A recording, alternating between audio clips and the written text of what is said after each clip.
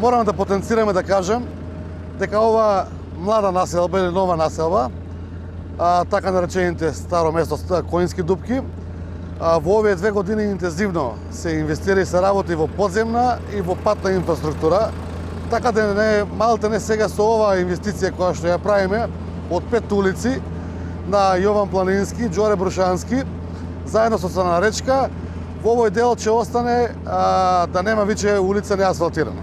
Така да за 2 години успеавме повеќе од 5000 метри квадратни асфалт да вградиме во оваа населба, покрај тоа да направиме и атмосферска канализација.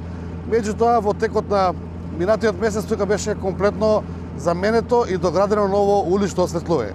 Така да општина Кавадаци добива една нова населба, една можност за проширување на градот, како што и сами гледате тука претежно е индивидуално домување, има доста слободни плацеви, така да општина Кавадаци е пред изградбата на куќите. Стигнавме да можеме да направиме асфалт, да пред самите жители во ова населба се вселат, така да имаат едни подобри услови и нормално оно што му следува во делот на комуналната инфраструктура.